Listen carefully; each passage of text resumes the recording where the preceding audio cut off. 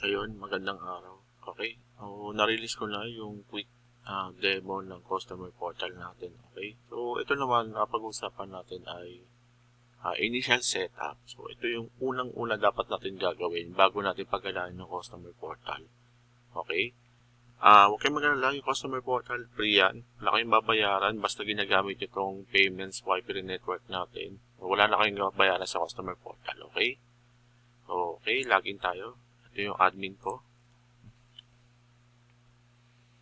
Ayan. Unang-una, kailangan natin i-set up. Punta tayo sa PPPoE, then server. Ayan.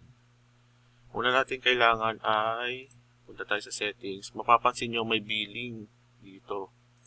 So, kailangan natin i-set up yung billing natin. So, ito lalabas to sa sa setup natin doon sa kabila sa customer portal. Okay, lalo na sa SOA. So, kailangan natin ilagay yung provider name natin, saka address. Siyempre, pwede rin tayo mag-upload ng logo. O, make sure lang pakibasa to, na logo.png yung pangalan ng logo nyo. Okay? Once na na-upload nyo na, pindutin nyo lang yung save. Okay? Next.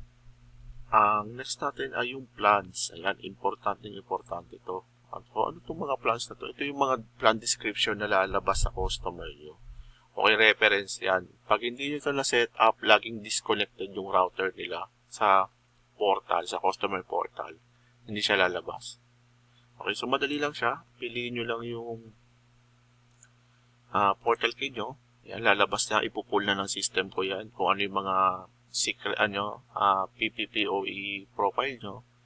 Then, i-set up nyo lang yung mga kailangan nyo. Ako, ito yung mga kailangan ko 10 Mbps, 5, 12, 25. Okay, for example, ayan, sa 10 Mbps, na-set up ko na kasi. Yan, so lalagyan lang natin ng profile, ng plan name, saka description. Wala yung price, okay. Ganun din dito sa iba. Ayan, set up lang natin. Ayan, set up natin yung mga yan. Papangalanan lang natin, saka lalagyan natin ng description. Ito yung sample ko, 25 Mbps, only internet plan, 800. Ayan, ang plan description ko ito. Okay. Once na set up na natin yan, lastly, yung kailangan natin set up yung client natin. Okay? So, sa client natin, kailangan natin i-apply yung profile niya. Diba? For example, ayan, may test ako. Ayan, edit natin siya. Ayan, makikita mo dito sa client information, may drop down na yan. Ayan, sa premium plan can be configured. Ayan na. So, kailangan natin siya i-set up. So, kung ano yung mga sinet-up natin sa plans, lalabas yan dito. Okay, so ipantay natin. Kunyari, binibigay natin ang profile is 5 Mbps o 25. Yun yung piliin nyo dito. Okay, so madaming mga possibility na bakit ganyan wala yung rates. Kasi yung mga special offer tayo, kunyari ito 499 na 5 Mbps. Pero ang presyo niya talaga na pinoprovide nyo sa customer nyo is piso lang. Promo rate, sabihin na natin. So, ganyan. So, guys, kailangan nyo ito i-set up. Okay? Once na na-set up nyo na, save nyo lang yung itong account na to. Then, good to go na siya. Pwede na nang gamitin to. Yung customer, pwede nyo na i-share sa kanya. Okay? So, pag-creating nyo lang siya ng account dito. Okay? Pag-creating nyo siya ng account, then log in. Okay? Then, dediretso siya dito. Pag dumiretso sa ibang account, sasabihin niya na link account first. Hindi pwede siyang dumiretso. Kailangan niya muna mag-link o mag-select ng account.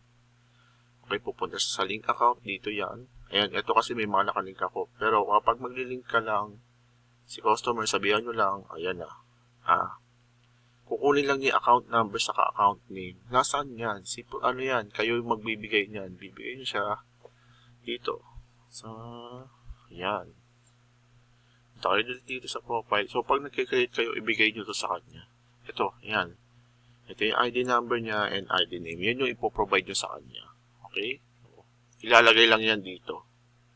Once na nalagay na link account, mag-link yan. Ito na siya. Okay? Add na yan dito. Then, pindutin lang niya to. Yung check. Kailangan niya kasi i-view. Yan. Once na okay na, yan. Pag pindutin nyo na yung home, lalabas na yan. Ayan na, connected. May repair assistance na, yung information, anong due date niya, may billing, support ticket, diba? Yun lang guys. Maraming salamat.